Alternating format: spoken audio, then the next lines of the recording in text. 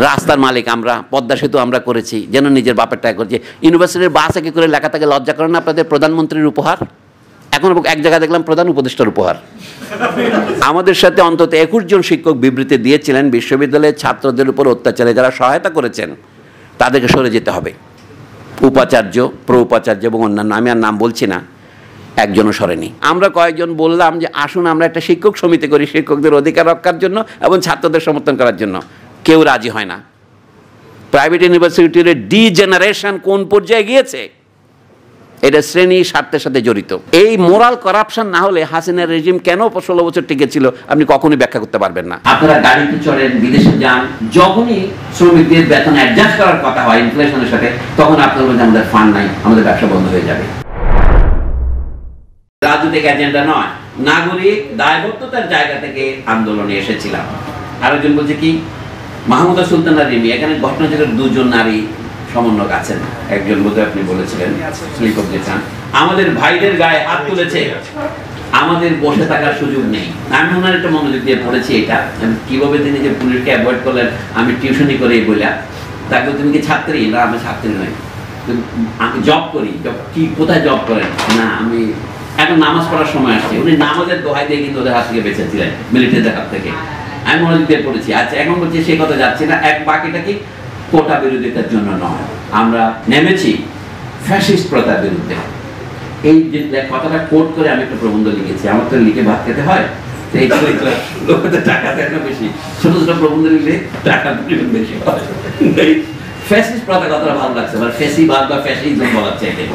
আরেকটা কি, আরেকজন বলছে আবু সাইদকে যখন গুলি করে কেউ আর ঘরে থাকার পক্ষে ছিলাম না। শেষে আরেকটা হচ্ছে এখন সব ভাষাপত্রই আপনি লক্ষ্য করেন অধিকাংশের কথা হচ্ছে আমি নাগরিক হিসেবে এসেছি, নৈতিক দায়বদ্ধতা থেকে এসেছি। কিন্তু আন্দোলনটার নাম ছিল প্রথম দিকে কোটা হলেও 2018 তো কোটাই ছিল, এবং কোটা তো দেখলে আপনার গোটা গোটা এটা ঝরে গেছে। নতুন যে আন্দোলন হয়েছে নাম বৈষম্য বিরোধী ছাত্র আন্দোলন হয়েছে। আমাদের অধ্যাপক মোহাম্মদ আজমের আলোচনার সাথে আমি যোগ করে বলি এখানে বৈষম্য বিরোধী কথাটা আছে উপরে, অর্ধেক আর কি, পুরোপুরি নাই। জুলাই অভ্যুত্থান বৈষম্য বিরোধী সম্মিলিত বেসরকারি বিশ্ববিদ্যালয়। আমাদের কথা বেশি বলার আকাঙ্ক্ষা, ম্যাট্রোনিমিক আকাঙ্ক্ষা এত প্রবল যে আমরা কোথাও থামতে পারি না। মানে এত কিছু না বললেও হতো। আমরা বেসরকারি বিশ্ববিদ্যালয়ের ছাত্রছাত্রীদের মধ্যে যারা নেতৃত্ব দিয়েছেন তাদেরকে 15 জন বেছে নিয়েছে এটাতে। এই কথাটা কি করে প্রকাশ করা যায়? আমরা 15 সমন্বয়কের সাক্ষাৎকার এটা দিয়েছি বিজ্ঞাপনের জন্য, যেন বইটা আকর্ষণীয় হয়। কিন্তু উপশিরোনামের মধ্যে বইয়ের বেশি আসল পরিচয় প্রকাশ পায়। যেমন ফ্রান্স ফাননের যে বইটার নাম ব্ল্যাক স্কিন হোয়াইট মাস্ক, এটা যখন তিনি প্রথম জমা দিয়েছিলেন নাম ছিল কি an essay on the disalienation of the black man. তখন প্রকাশক বললেন কি এত লম্বা নামে বই বাজারে খাবে না, ওটা পোকায় কাটবে, বলে এটার নাম ব্ল্যাক স্কিন হোয়াইট মাস্ক দাও, ওইটা ভালো, কারণ খাবে। এবং কথাটা সঠিক ছিল। ফ্রান্স ফানন রাগী লোক ছিলেন কিন্তু মেনে নিয়েছিলেন ওইটা। তো এখানে বৈষম্য বিরোধী ছাত্র আন্দোলন অথবা ছাত্রী আন্দোলন যাই দেন না কেন, বৈষম্য বিরোধী কথাটা থাকতে হবে। এবং এইটার কারণেই বেশিরভাগ মানুষ এটা ছিল। কিন্তু বৈষম্যের মধ্যে আরো কথা আছে। বাংলাদেশ স্বাধীন হওয়ার সময় যে 3টা স্লোগান যে কারণে হোক আকাশ থেকে উঠে এসে পড়েছিল, সেটা ছিল একটা সাম্য। সাম্য যদি আপনি নেগেটিভলি বলেন, ডবল নেগেটিভ করেন, বৈষম্য বিরোধী, অসাম্য বিরোধী, সুতরাং সাম্যই। কিন্তু দুটো গুরুত্বপূর্ণ, সাম্য কথাটা মানুষ নেবে না যতটা নেবে বৈষম্য বিরোধী। ভাষার মধ্যে একটা তেলেসমাতের ব্যাপার আছে, ম্যাজিকের ব্যাপার আছে। দ্বিতীয়টা হচ্ছে কি মানবিক মর্যাদা, যেটা শেখ হাসিনার আমলে শুধু নয় সারা বাংলাদেশ আমলে ভুলুণ্ঠিত হয়েছে। এখন অফিস আদালতে গেলে আমরা যে সংবর্ধনা পাই, এটা হচ্ছে মানবতার অপমান। মানুষকে এখন মানুষ, এই যে বাংলাদেশের পাবলিক ট্রান্সপোর্টেশন নাই, এই যে ধাক্কা ধাক্কি, এটা হচ্ছে মানবতার অপমান। যুক্তি দিচ্ছে কি আমাদের ধন সম্পদ নেই, কথাটা তো সত্য নয়। সেদিন এক সরকারের বর্তমান সরকারের উপদেষ্টা বলেছেন গার্মেন্টস মালিকদের উদ্দেশ্য করে, আপনারা গাড়িতে চড়েন, বিদেশে যান, যখনই শ্রমিকদের বেতন অ্যাডজাস্ট করার কথা হয় ইনফ্লেশনের সাথে, তখন আপনারা বলছেন আমাদের ফান্ড নাই, আমাদের ব্যবসা বন্ধ হয়ে যাবে। কিন্তু আপনারা আপনাদের অপচয় কিন্তু বন্ধ করেছেন। কথাটা বলি, আমাদের বিশ্ববিদ্যালয়ে যেখানে আমরা চাকরি করি সেখানে সাধারণ কর্মীদের বেতন হচ্ছে এখন 10,000 11,000 টাকা। যারা আমাদের চা দেয়, বারান্দায় কাজ করে, পরিষ্কার করে, তার 8,000 টাকা। কিন্তু এদের বেতন 500 টাকা বাড়াতে বললে ভাইস চ্যান্সেলররা বলে না না আমাদের ফান্ড নাই। তা আমি একদিন ভাইস চ্যান্সেলরটা খানিক পরিহাস করে বললাম, আপনি কত টাকা বেতন নেন? আপনি ইউনিভার্সিটির সাথে নিজের বেতন অর্ধেক স্যাক্রিফাইস করেন, তাতে আমাদের সমস্ত কর্মচারীকে 2,000 টাকা করে মানে বাড়তে দেওয়া যাবে। কিন্তু একজন ঊর্ধ্বতন অফিসার তো রাজি হয়নি। 5 টাকাও কম বেতন দিতে, তাদের 7 লক্ষ 5 লক্ষ না হলে হয় না মাসিক বেতনে। আপনাদের মধ্যে একটা প্রশ্ন হচ্ছে প্রাইভেট পাবলিক ভাগ করছেন, আমার মনে হয় ভাগ এভাবে না করে কর্তৃপক্ষ প্রাইভেটে হোক পাবলিকে হোক তারা কি করেছে একটা পরিষ্কার আলোচনা হওয়া দরকার। এখন বর্ণের সাক্ষাৎকারে তো আমি একটা পরে একটু ভয় পেয়ে গেলাম, আমি একটু বলি তাহলে কি হচ্ছে। আমাদের এখানে কত আক্রমণ হয়েছিল, আমি উদাহরণ দেওয়ার পছন্দ করি আমার বক্তৃতার জন্য দীর্ঘ না হয়, এই উদাহরণটা দিই আমি ভাষার কথা আলোচনার আগে। আমাদের এখানে প্রাইভেট ইউনিভার্সিটির সবগুলো কর্তৃপক্ষ 2-1টা বাদে প্রথম দিকে ছাত্রদেরকে আন্দোলনে না যেতে উৎসাহিত করেছে, করে নাই? আপনার বলেছেন আন্দোলনের প্রথম দিন ওনারা আমাদের বলেছেন যে এভাবে আন্দোলন হয় না। ইনি বলছেন ফারহান হাসান বর্ণ হচ্ছে ইউলেবের শিক্ষক, যেখানে ঘটনাচক্রে আমিও চাকরি করি, তো সেইখানে উনি বলছেন কর্তৃপক্ষ, আমি নিজেও সাক্ষী আছি, আমি একটু পরে বলবো, যেভাবে পাচ্ছিলেন আমাদের কনভিন্স করার ট্রাই করেছেন। যখন আমরা তাদের কথা শুনিনি, আপোষ করিনি, কিছু ফ্যাকাল্টি বিরক্ত হয়ে এক পর্যায়ে আমাদের ইনডাইরেক্টলি কিছু বকাঝকাও করেন। ওইটা ভদ্রভাবে লিখেছে, ইনডাইরেক্ট অনেকে ডাইরেক্টলি প্রায় প্রহার করার উদ্যোগ নিয়েছেন। শুধু তাই নয়, তারা এখনও করছেন, এই কথা কিন্তু আপনারা লুকুন করে যাচ্ছেন। আমাদের সাথে অন্তত 21 জন শিক্ষক বিবৃতি দিয়েছিলেন বিশ্ববিদ্যালয়ের ছাত্রদের উপর অত্যাচারে যারা সহায়তা করেছেন তাদেরকে সরে যেতে হবে। উপাচার্য, প্রোপাচার্য এবং অন্যান্য, আমি আর নাম বলছি না, একজনও সরেনি। এবং কি যে শিক্ষকরা বিবৃতি দিয়েছিলেন এর সরে যেতে হবে, তারা 20 জনই প্রত্যাহার করেছেন তাদের বক্তব্য, বলে না আমরা এটা পারিবারিক ব্যাপার, আমরা মীমাংসা করে ফেলেছি। একটা মজার স্লোগান হচ্ছে কি, you love is a family বলেছেন, কিন্তু ফারহানের বর্ণের সাক্ষ্য এটা মিলছে না। আরও অন্যান্য, ওদের এক বন্ধু আছে অনসুন্দর মুখটে গিয়েছিলেন পরে এই বিষয়ে, আমি একটু পরে দেখি।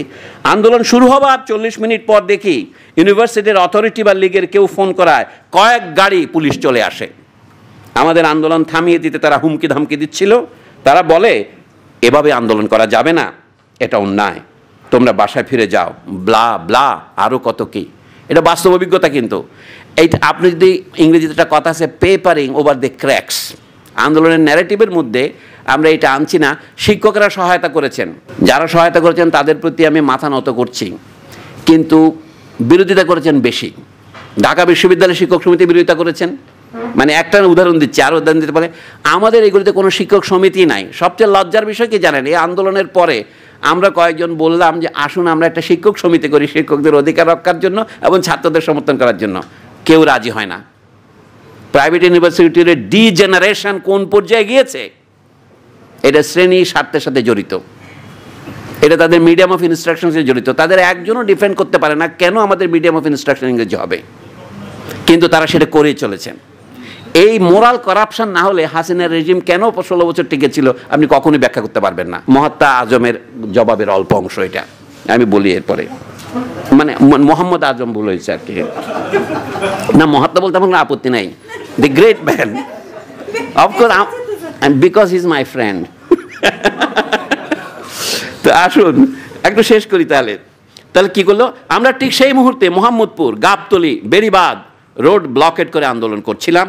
যখন পুলিশ সদস্যরা আমাদের সরাতে পারছিল না তখন ডিরেক্ট হুমকি দেয়, আমরা যদি 10 মিনিটের মধ্যে আন্দোলন উঠিয়ে না নিই তাহলে ওরা আমাদের যা করার করবে।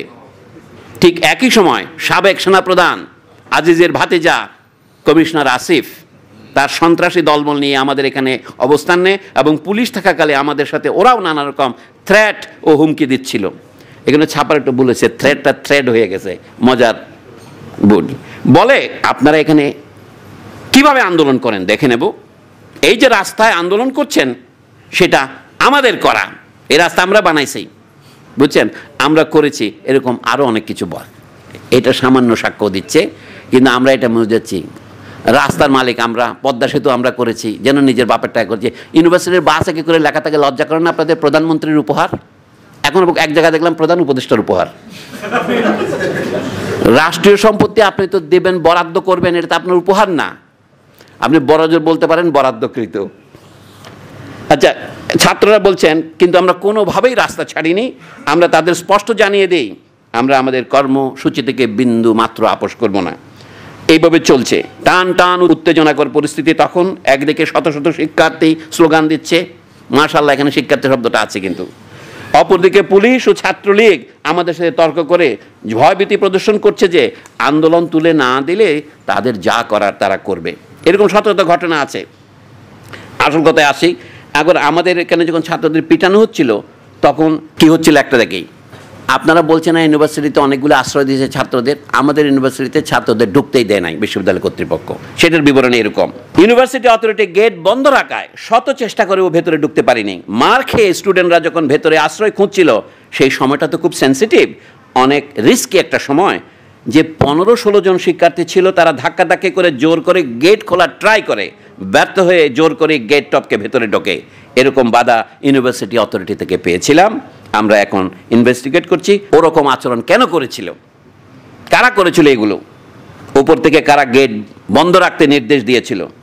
এখানে ইউজিসির নেতৃত্বে একটা তদন্ত কমিশন হয়েছে, শিক্ষা মন্ত্রণালয় করেছে। সেখানে গিয়ে তার আগে ছাত্রদের চাপে যে 17ই জুলাই আমাদের ছাত্রদের যারা পিটিয়েছিল, 17 জুলাইয়ের বিচার কবে, এরকম লেখা ছিল, এগুলো এখন মুছে ফেলেছে। তখন তারা একটা ইনভেস্টিগেশন কমিটি করে, তারা এমন একটা রিপোর্ট দেয়, রিপোর্টের বক্তব্য ছিল এই, এটা কে নির্দেশ দিয়েছিল জানা যায়নি।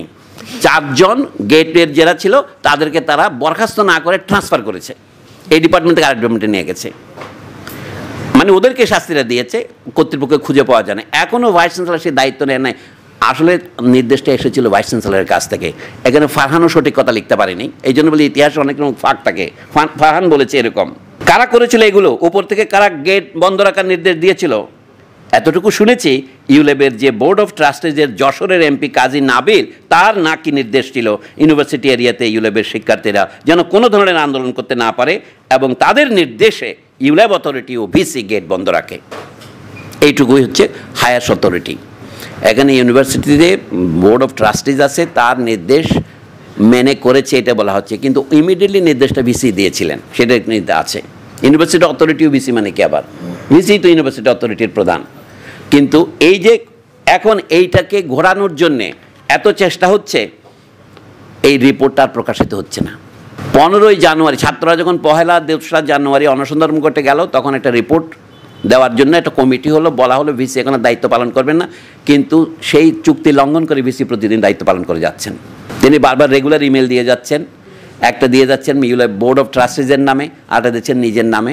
এটা অদ্ভুত ব্যাপার, কিন্তু সরকার এদিকে কোনো ভ্রুক্ষেপ করছেন না। এবং সেই রিপোর্ট জমা দেওয়ার কথা ছিল 15ই জানুয়ারি। আমি শেষ কথাটা বলি, ইউনিভার্সিটির ভিতরে কেন গ্রাফিটি লিখেছে ছাত্ররা আন্দোলনের সময়, শব্দগুলো কি, আজাদি, স্বাধীনতা, জাস্টিস, ইংরেজি বাংলা মেশানো লেখা। কোথায় লিখেছে ছাত্ররা? আমাদেরগুলো এত ভীতু যে কোনো মূল বিল্ডিংয়ে লেখে নাই, বিশ্ববিদ্যালয়ের বাস রাখার যে গ্যারাজের টিনের যে দেয়াল, তাতে এই কথাগুলো লিখেছে। সেই জন্য ডেকে 6 জনকে বিশ্ববিদ্যালয় কর্তৃপক্ষ হুমকি দিয়েছে তোমাদের বহিষ্কার করা হবে, এবং 4 জনকে হুমকি দিয়ে ছেড়ে দেওয়া হয়েছে, আর 2 জনকে প্রবেশনে দেওয়া হয়েছে, তাদের ভাষায় ডিসিপ্লিনারি প্রবেশন। 29শে ডিসেম্বর তাদের বলা হচ্ছে গত বছরের 31শে ডিসেম্বরের মধ্যে যদি এটা মুছে না ফেলো তাহলে তোমাদের বহিষ্কার করা হবে। তখন ছাত্ররা অনশনে যায়। এই অনশনের পরে আব্দুল হান্নান মাসুদ, ছাত্রদের ঢাকা বিশ্ববিদ্যালয়ের সমন্বয়ক যিনি ছিলেন, তিনি গিয়ে একটা নেগোসিয়েশন করেন। আমাদের অনশনত ছাত্রছাত্রীদের সমর্থনে 2 জন ছাত্র মাত্র করেছিল, বলে যে একটা তদন্ত কমিশন হবে, তার রিপোর্ট অনুসারে ব্যবস্থা নেওয়া হবে, এবং সেই কমিটি 15 দিনের মধ্যে রিপোর্ট দেবে। তাতে ছাত্র প্রতিনিধি হিসেবে, ছাত্রী প্রতিনিধি হিসেবে উমামা ফাতেমাও ছিলেন। উমামা ফাতেমা নিজে আমাকে বলেছেন যে এই রিপোর্ট আর প্রকাশিত হচ্ছে না, এইটা জমা দেওয়া হয়েছে 2 মাস পরে, কিন্তু এটা প্রকাশ করবে না শিক্ষা মন্ত্রণালয় এখনও। এই জন্য বলছি, আন্দোলনের মধ্যে আমরা যে একটা রোজি পিকচার আঁকছি, আন্দোলনে ছাত্রছাত্রীরা প্রাণ দিয়েছেন, শিক্ষকরা তাদের সহায়তা করেছেন, এটা একটা ফুটনোট দরকার। এখনও বেসরকারি বিশ্ববিদ্যালয়ের মধ্যে কয়েকটা জায়গার ভাইস চ্যান্সেলর সরিয়ে দেওয়া হয়েছে। ছাত্রদেরকে প্রাণের বিনিময়ে এখন কুয়েটের ভাইস চ্যান্সেলরকে ছড়াতে হচ্ছে, কথায় কথায় বললাম।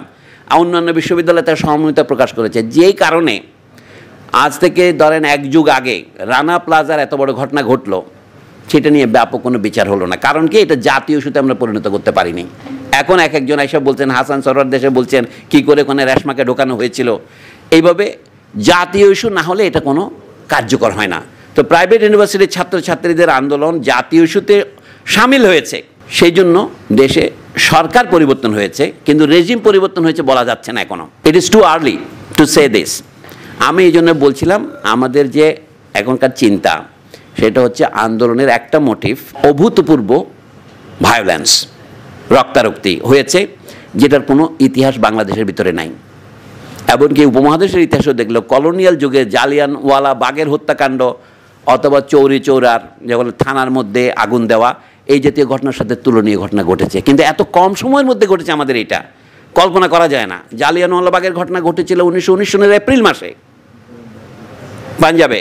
সেখানে লালা লাজপত রায়কে গ্রেপ্তার করার প্রতিবাদে জনগণ সমবেত হয়েছিল, সেখানে জেনারেল ডায়ার গুলি চালিয়ে এত লোককে মেরেছিলেন।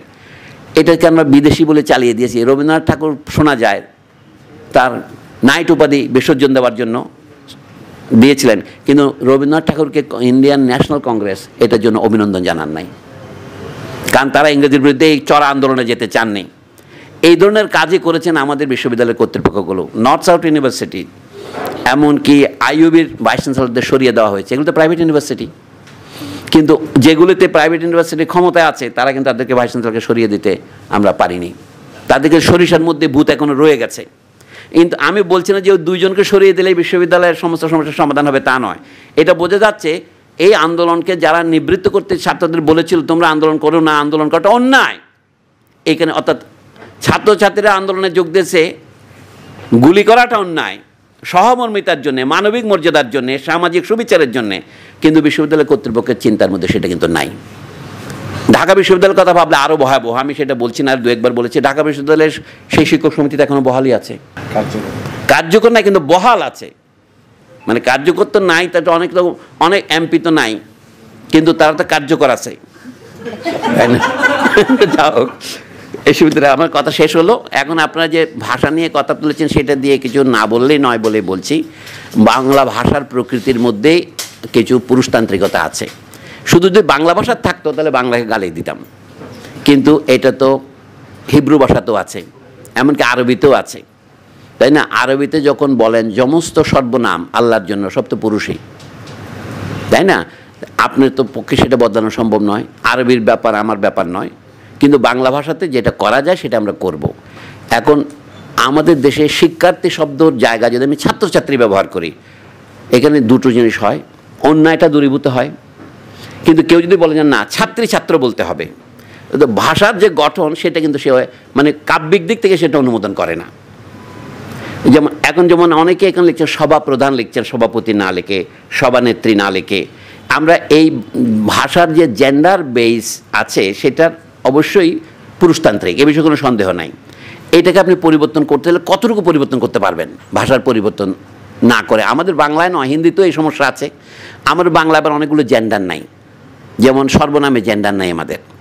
ইংরেজিতে হি সি আছে, বাংলা কিন্তু সে বললে হিন্দিও বোঝায়, মানে বাংলাদেশে তো সি আছে, এটা সেইভাবে উচ্চারণ করি আমরা, হে আর নাই। কিন্তু নোয়াখালীতে গেলে হয়তো আমরা হে বলবো, কিন্তু ওই জিনিসটার মানে কিন্তু একই। তো কোনো কোনো জায়গায় ভাষার প্রকৃতি দিকেও দেখতে হবে। এইটা শুধুমাত্র আমি বা আপনি রচনা করেছি তা নয়। আমি বলছি এই বই যারা সম্পাদনা করেছেন তাদের সম্পর্কে একটা কথা আমি বলছি। যখন ওরা লিখছে যে 15 সমন্বয়ক, সমন্বয়ক হতো পুরুষতান্ত্রিক শব্দ, সমন্বয়িকা নয় কেন, সমন্বয়িকা নয় কেন, নায়ক লাগলে নায়িকা হয়। তো বাংলা ভাষার এই জেন্ডার সমস্যা কিন্তু অনেক দূরে। আরেকটা যে আমরা বলছি এই যে কথা কথা শ্রেণী এবং লিঙ্গ, লিঙ্গ শব্দটা বাংলা ভাষা ছিলই না। লিঙ্গ চিহ্নকে আপনি জেন্ডার অর্থে নিয়ে আসছেন। আগে সবসময় পুরনো বাংলাতে জাতি বলতো, এক জাতি দিয়ে কত, রবীন্দ্রনাথ ঠাকুরের লেখা থেকে নারী জাতি পুরুষ জাতি। এখন আমি বাঙালি জাতি, পাঞ্জাবি জাতি, অথবা হাঁড়ি জাতি, ডোম জাতি, ব্রাহ্মণ জাতি, বৌদ্ধ জাতি। বৌদ্ধ জাতির ইতিহাস আছে, আমাদের বিখ্যাত দীনেশচন্দ্র সেন, ওরা তো বৌদ্ধ জাতির ইতিহাস লিখে বসছেন। হিন্দুদের মধ্যে কাস্টও একটা জাতি, আমরাও জাতি। কাজে আমি যে ভাষা সংস্কারের একটা অভূতপূর্ব ব্যাপার আমাদের আছে, যেটা আগে হয়নি, এখন হচ্ছে। এবং এখন ভাষা যে এই যে জেন জি বলছেন আপনি, এটা কি করে হলো? যেটা এটা সরাসরি আমেরিকা থেকে আসছে, সেই জন্যেই আমরা এটা অনুবাদ করার কোনো দায়িত্ব বোধ করিনি। অর্থাৎ তারা দায়িত্ব নেয় নাই, আমরাও তো নেব নাই। জেন মানে কি, জেনারেশন। জি মানে কি, আগে তাকে আমরা এতদিন আমরা জেড বলতাম, এখন আমেরিকানের জেডকে জি বলে। জে মানে তো বর্ণমালা 26 নম্বর অক্ষর, সুতরাং শেষ জেনারেশন। কিন্তু এরা তো জেনারেশন এও হইতে পারে, যেহেতু 21 শতাব্দীতে শুরু, তাই না? অধিকাংশের জন্ম দেখলাম, আমি সেদিন দেখলাম যে মাহফুজ আলমের জন্ম 1998-তে। মাহফুজ আলম মানে যে উপদেষ্টা, তার জন্ম 1998-তে। এরা 1997-তে জন্ম, 98-তে জন্ম, 99-তে জন্ম, মানে 1990-এর আগে জন্ম নিয়েছেন এমন কেউ দেখা যাচ্ছে না। মানে হচ্ছে এরা হলো নবীন জেনারেশন। আমরা আগে কি গান, নজরুল ইসলামের গানে কি নবনবীনের গাহিয়া গান সজীব করিব গোরস্থান, অথবা পত্রিকার নাম ছিল কি নবযুগ, এখনও সেই গে থেকে আমরা মুক্ত হতে পারছি না। আমরা পত্রিকার নাম নিউ এজ, এটা নিউ জেনারেশন, কিন্তু আমেরিকান মানে ভোকাবুলারি এমন বেশি আমাদের ভর করেছে, এটা আমি সমস্যা মনে করি না। বলছি যে এটার নাম দিয়ে জেনজি, আমরা সকলে জেনজি বলতেছি। অর্থাৎ আমাদের ভাষার যে ইডিয়ম বা বাকবিধি সেটা ধীরে ধীরে কিন্তু ইংরেজিতে আক্রান্ত হচ্ছে। আপনি বলছেন এটা আমাদের সম্পদ, হতেই পারে। কাজে সমন্বয়কদের নিয়ে আমরা এই আন্দোলনের বৈশিষ্ট্য ছিল, এইটা দিয়ে আমি শেষ করি যে এখানে অনেক বেশি সমন্বয়ক, ওরা এমন কৌশল করে যেন আমাদেরকে ধরতে না পারে। প্রথম শ্রেণীতে ধরলে দ্বিতীয় শ্রেণী তৈরি হবে, এটা খুব ভালো ছিল। কিন্তু তখন ফ্যাসিস্ট মহল কি প্রচার করেছিল যে 158 জন বা এত জনের মধ্যে 109 জনই শিবিরের। এই একটা শিবিরের জুজু ছিল। এটা তো খুবই স্বাভাবিক যে শিবির বলে যে ছাত্র সংগঠন এবং তাদের যে জাতীয় সংগঠন তারা শেখ হাসিনার বিরুদ্ধে ছিল, সুতরাং এই আন্দোলনে তারা অংশ নেবে, এটা তো স্বাভাবিক। কিন্তু এই আন্দোলন শুধু তারাই যদি করতো তাহলে তারা তো আগেই পারত, এবং অন্য মানুষের আন্দোলনে তারা যদি যোগ দেয় সেটা অস্বাভাবিক তো কিছু নয়। কিন্তু মানুষকে বিভ্রান্ত করার জন্য ওরা এই তত্ত্বটা প্রকাশ করেছে, এবং এখন ব্যাপার হচ্ছে এখনও তাই প্রচার করে যাচ্ছে। তো এখন আমাদের যে নতুন ব্যবস্থার কথা হচ্ছিল সেই ব্যবস্থা কি হলো, যেমন জুলাই আন্দোলনের ঘোষণা, সেটা এখনও আমরা ঠিক শুনি নেই ঘোষণাটা কি। এটা হতে পারে বাংলাদেশের স্বাধীনতা আন্দোলন আমরা শুনেছিলাম 1952 সনে শুরু হয়েছে, শুনেছি অধ্যাপক আনিসুজ্জামান, কিন্তু বিশ্বাস করি 1952 আগে নয়, 52 থেকে শুরু হয়েছে। তাহলে 24 বছরও তারা স্বাধীনতার ঘোষণাপত্রটা তৈরি করতে পারেনি। করেছে রবীন্দ্র জয়ন্তী পালনের মধ্য দিয়ে, পয়লা বৈশাখ পালনের মধ্য দিয়ে, হলো পরোক্ষ ঘোষণা। এমনকি অনেকে বলে 7ই মার্চ স্বাধীনতার ঘোষণা হয়েছে, তাহলে তার কোনো কিছু করার ছিল না আমাদের। কিন্তু 25শে মার্চ পাকিস্তান বাহিনীর আক্রমণের প্রায় 15 দিন পর পশ্চিমবঙ্গের এক সীমান্তের এক গ্রাম থেকে, বৈদ্যনাথ তলা থেকে ঘোষণা দেওয়া হলো যে আমাদের বাংলাদেশের স্বাধীন করে আমরা একটা রাষ্ট্র গঠন করেছি পাকিস্তান বাহিনীর আক্রমণের জবাব দেওয়ার জন্যে, তাদের বিশ্বাসঘাতকতার জবাব দেওয়ার জন্য। যেহেতু পরে শেষে সাম্য, মানবিক মর্যাদা এবং সামাজিক সুবিস্তার আছে এমন একটি রাষ্ট্র প্রতিষ্ঠার জন্যে, এমন একটি প্রজাতন্ত্র প্রতিষ্ঠার জন্যে। এই ভাষা নিয়ে তো দ্বন্দ্ব আমাদের চলছেই এখনও, এটা আরেকদিন আলোচনা করতে হবে। যেমন আমাদের প্রায় বন্ধুদের মধ্যে দেখছে কি প্রজাতন্ত্র শব্দটা তারা পছন্দ করেন না। তারা কারা মনে কি আমাদের তো রাজা নাই, তাহলে আমরা কীভাবে প্রজা হব? কিন্তু খেয়াল করছেন যে রাজা নিজেও প্রজা হয়, কারণ একটা শব্দের একটাই অর্থ ভাষার মধ্যে যদি থাকতো তাহলে আমাদের কোনো সমস্যাই হতো না। কার্ল মার্কসের মতো পণ্ডিত বলেছিলেন, যদি চোখে যা দেখা যায় বাস্তব সত্য যে তাই হতো তাহলে কোনো বিজ্ঞানের প্রয়োজন হতো না। যেমন সূর্য পৃথিবীর চারদিকে ঘুরে, এটা চোখে দেখা যায়, এইটা যদি সত্য হতো আর আপনার গ্যালিলিওর দরকার হতো না, নিউটনের দরকার হতো না, আইনস্টাইনের দরকার হতো না। চিন্তা করতে হয়। এই জন্য প্রজা শব্দ মনে করা হয়েছে কি রাজা আর প্রজায় দুইটাই বোধহয় শব্দ, জমিদার আর প্রজায় দুইটাই শব্দ। প্রজা শব্দের অর্থ খেয়াল করেন এই উৎপত্তি হয়েছে কোথা থেকে। আমার এই ঘরখানায়কে বিরাজ করে, অর্থাৎ বিরাজ করে যে উপরে থাকে, কিন্তু যে নিচে থাকে তাকে প্রজা বলে। আমরা মানুষ হয়েছে, অনেকের ধারণা মানুষ হওয়ার পর ভাষা তৈরি করে। যে বামপন্থীদের একটা ব্যাধি আছে, তারা মনে করে কি ভাষা তারা তৈরি করেছে। বাস্তব সত্য হচ্ছে ভাষা না হলে আপনি মানুষ বলে পরিচিতই হতেন না, আপনি অন্য প্রাণী নামে পরিচিত হইতেন। কাজে ভাষাই মানুষকে গঠন করেছে, তাহলে মানুষ ভাষার অধীন, মানুষ মাত্রই প্রজা, এটা একটা অর্থ হইতে পারে। যে বিধি মেনে চলে সেই হচ্ছে প্রজা। তো এখন বিধির অপর নাম হচ্ছে বিধাতা। এখন এই কথাগুলো আমি বিধাতা বিধাত্রী নয় কেন, কিন্তু নজরুল লিখছে আমি উঠিয়াছি চির বিশ্ববিধাত্রীর। ভাষার মধ্যে এগুলো চলতে থাকে। কিন্তু আমি যেটা বলতে চাই এটা হলো আমাদের রাষ্ট্রকে প্রজাতন্ত্র যারা আপত্তি করছেন তাদের বক্তব্য হচ্ছে কি এখন তো আর রাজা নাই, আমাদের প্রজাতন্ত্র বলার আবশ্যকতা কি? বাংলা অনুবাদে চীনের রিপাবলিক বলেছে, আমরা বাংলা অনুবাদ করেছি প্রজাতন্ত্র, গণচীন প্রজাতন্ত্র। তা আমাদেরও করতে পারি। কিন্তু অনেকের ধারণা যে এটা প্রজাতন্ত্র বাদ দিয়ে যে নাগরিকতন্ত্র করি, এখন শুনতে পাচ্ছি অনেকে অনুবাদ করতো সাধারণতন্ত্র। তো নাগরিকতন্ত্র করলেও সমস্যাটা কি? নাগরিকও তো একটা ম্যাটাফর, কারণ গ্রামের লোক তো নাগরিক নয়, তো তাকে আপনি নাগরিক বলেন কিভাবে? দেশের অধিবাসী মাত্রই সিটিজেন হয় কিভাবে? যে গ্রামে থাকে, গুহায় থাকে, পাহাড়ে থাকে। তাহলে এটা ম্যাটাফর। আমি দাবি করছি প্রজাতন্ত্র কথাটা ম্যাটাফর, লিটারালি প্রজা হওয়ার দরকার নেই। ভাষার থেকে যেটা পরম্পরাক্রমে চলে আসে, অনেকে পছন্দ করবেন না, আমি যে সভাপতি কথাটা একটা ম্যাটাফর। যদি কেউ আইন করে বলতে পারেন যে আমি ভাষার এই পদ্ধতি বদলে দেব, অনেকে বলতো বাংলা ভাষাকে সোজা করতে হবে, এই যে ক্ষয় শ জটিল অক্ষর এগুলো তুলে দিতে হবে। ভাষা নিজেই তুলে দেয়, যেগুলি প্রয়োজন নাই সেগুলি তুলে দেয়। আমরা পদ্মার বলি না, আমরা পদ্মাই বলি। বাংলা ভাষায় এই যে আমরা গদীয় বলি না, গদ্যই বলি। লিখি গদীয়, কিন্তু বলি গ দ অন্তস্থ অত, ওইটাকে জ হিসেবে লিখি।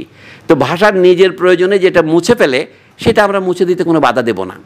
কিন্তু একটা কথা মনে রাখতে হবে, এটা হরপ্রসাদ শাস্ত্রীর কথা উদ্ধৃত করে আমি বক্তৃতা শেষ করছি। উনি বললেন, ইচ্ছা করলেই গঙ্গার স্রোতকে আপনি আবার হিমালয়ের দিকে প্রবাহিত করতে পারবেন না। তবে হ্যাঁ, একটা ফুটনোট দিয়ে বলি, মাঝে মাঝে ফারাক্কার মতো জায়গায় বাদ দিয়ে তাকে বিপদগামী করতে পারবেন। ধন্যবাদ।